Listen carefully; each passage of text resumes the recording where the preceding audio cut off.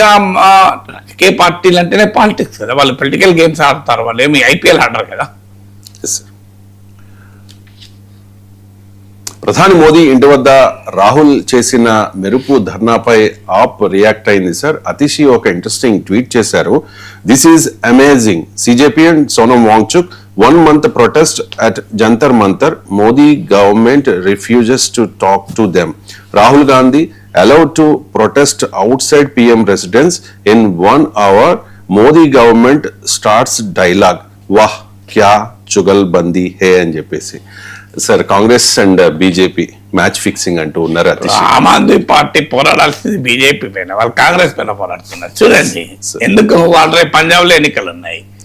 రాజకీయ పార్టీలకి ఇంత వికృతమైన రాజకీయ ఆటలు ఉంటాయంటే, ఇష్యూ ఏంటి? Issue NEET leak, paper leaks, integrity of examinations. ఈ ఇష్యూ పైన కాక్రోచ్ పార్టీ ఉద్యమానికి ఆమ్ ఆద్మీ పార్టీ కూడా మద్దతు ప్రకటించింది. కానీ అటాక్ మోడీ పైన కాదు, బీజేపీ పైన కాదు, అటాక్ కాంగ్రెస్ పైన చేస్తున్నారు. సో అదొక విచిత్రమైన చర్చ ఉంటుంది. ఎందుకంటే ఎవరి రాజకీయ ఎజెండాలు వాళ్ళే. అసలు అక్కడ పాయింట్ ఏంటంటే, పంజాబ్లో ఎన్నికలు ఉన్నాయి 2027 ఫిబ్రవరిలో, ఇంకో కొద్ది నెలల్లోనే ఉన్నాయి. పంజాబ్లో తమకు ప్రధాన ప్రత్యర్థి బీజేపీ కాదు, కాంగ్రెస్ ప్రధాన ప్రత్యర్థి.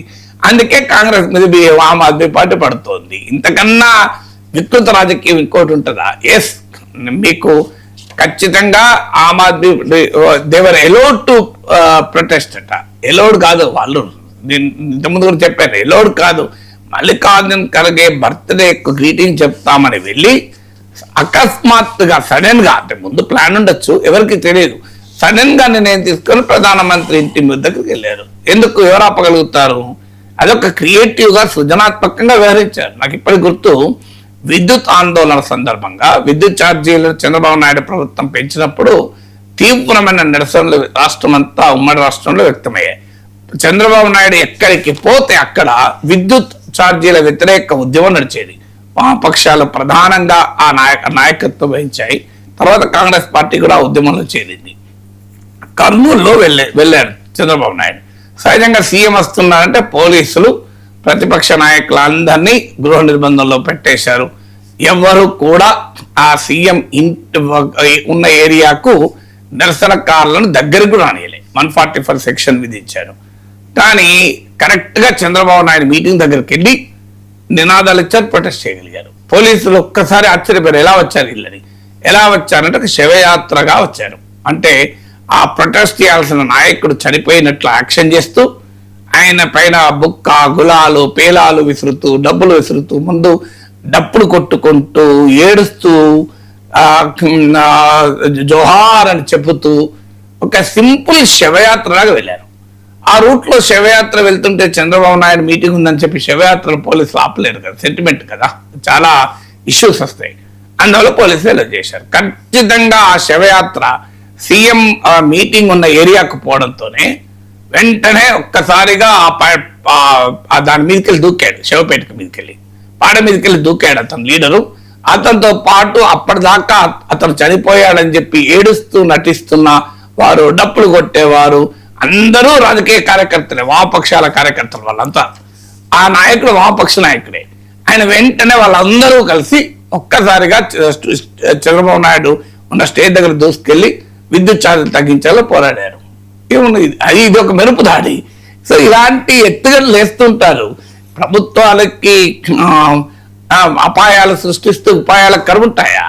అందువల్ల ఇది they were not allowed. Atishi చెప్పింది రాంగ్. కాంగ్రెస్ పార్టీ ఎలో చేయలేదు, ఎలో చేశారు అన్నది నిజం కాదు. వాళ్ళని కూడా ఎలో చేయలేదు. తర్వాత మీకు ప్రభుత్వం వాళ్ళతో చర్చలు జరిపింది, ప్రతిపక్ష నాయకులతో. ఎస్, ఖచ్చితంగా సోనం వాంగ్చుక్ 20 రోజులు నిరాదీక్ష చేసినా ప్రభుత్వం పట్టించుకోలేదు.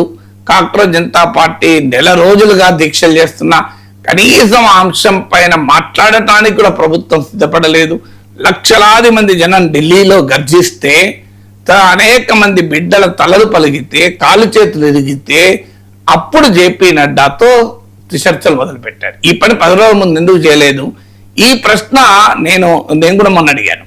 ఆమ్ ఆద్మీ పార్టీ అడిగితే వరకే అభ్యంతరం లేదు, కరెక్ట్ ప్రశ్న. కానీ దాన్ని రాహుల్ గాంధీతో కంపారిజన్ చేయడంలో అర్థం లేదు. Rahul Gandhi is the leader of the opposition, Mallikarjun Kharge is the leader of the opposition. మీకు ఒక రాజకీయ పార్టీ, పౌర ఉద్యమే, పొలిటికల్ పార్టీ, 100 మంది ఎంపీలు ఉన్న పార్టీ అది. దాంతోపాటు అఖిలేష్ యాదవ్ మాజీ ముఖ్యమంత్రి, మీకు సతీష్, డికే శివకుమార్ 2 రాష్ట్రాల ముఖ్యమంత్రులు, మరి వారు కూర్చున్నప్పుడు ఒక రకంగా ఉంటుంది కదా, దానికి ఎవరు అనివార్యం కదా, కెన్ ఎనీబడి ప్రివెంట్ ఇట్.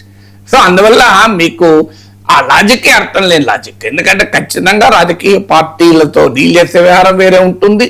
రాజకీయ పార్టీలు, అది కూడా లీడర్ ఆఫ్ ద అపోజిషన్ వచ్చి ప్రైమ్ మినిస్టర్ ఇంటి ముందు కూర్చుంటే లీడర్ ఆఫ్ ద అపోజిషన్ తో చర్చ జరిపితే అది కూడా జగల్మంది అంటే ఎట్లా?